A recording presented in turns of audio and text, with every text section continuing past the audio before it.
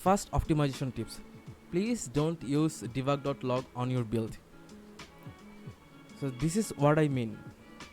If you're playing the game and it's showing you some debug log, okay? In my case, it's showing hello. So normally you type it like this, right? debug.log hello. Instead of that, just use this one.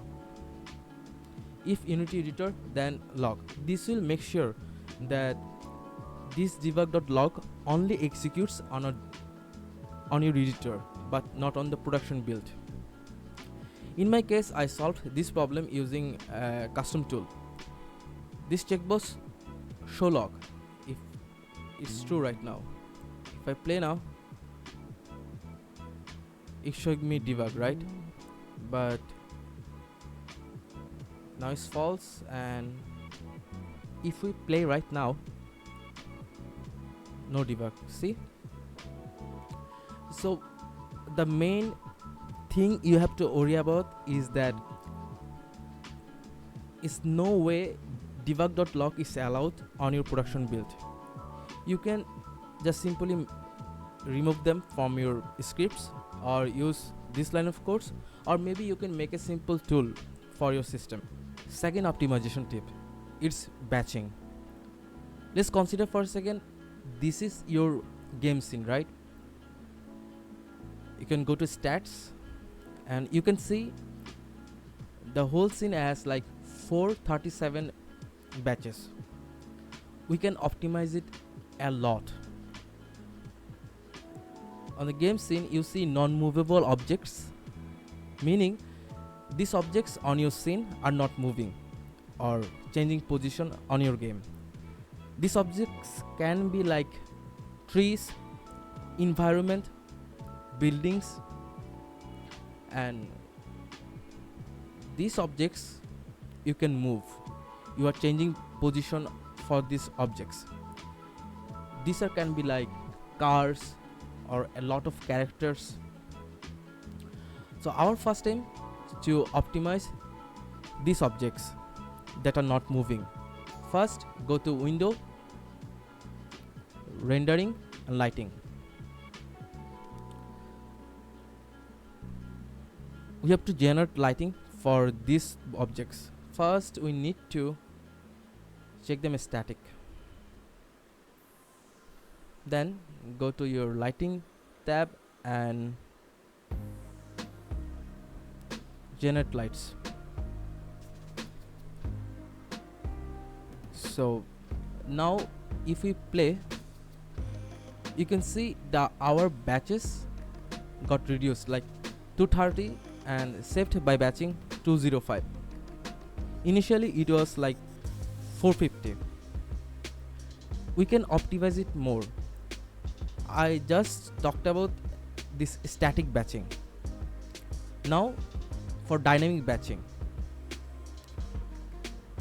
So first go to your cube, then to the material, enable GPU instantiating, make it true. Now if we play this game, see batches only 13. This is just quick optimization tips. Initially it was 450 and now it's 13.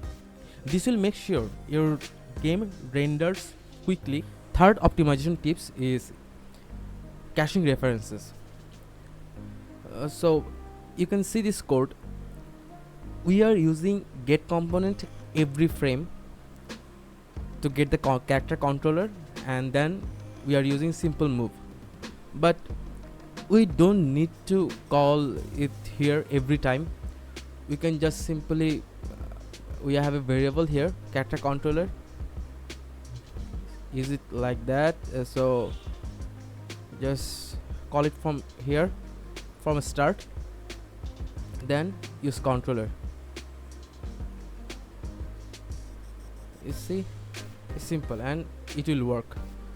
So any kind of references you want, please don't use it on your update functions. Okay, so always cache your references from start, or you can just simply drag from here. Okay, so whichever you choose, but don't use it on update function. Fourth optimization tips: always delete Unity's default methods.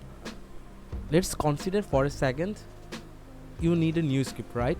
So create a script called example,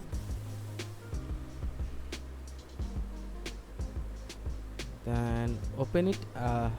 You see there is two methods, one start and one update.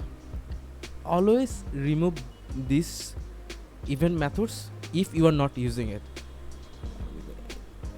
You also like delete on enable, disable.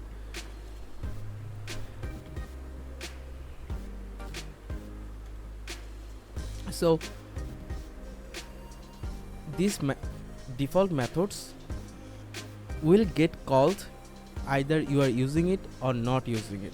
Okay, so it's better just remove them. Everything counts. So if in future you need them, just create a start or like update. So the main point is always delete Unity's default method. Fifth optimization tips is object pooling. If anyone who doesn't know what object pooling is basically means recycling. You can see I have lot of effects on my game. I have to show them to the user, but after showing it to the user, rather than destroying it, I'm keeping them on my screen for future use. If you have a similar system on your game, means you are instantiating and destroying game objects frequently on your game, and you implemented object pooling system, this will cause higher memory allocation and deallocation over time, which will lead to less performance, and also your device's power consumption will be much higher. So please always use object pooling. These are just 5 simple optimization tips for your game. Obviously you can do a lot more. I didn't even touch profiler yet.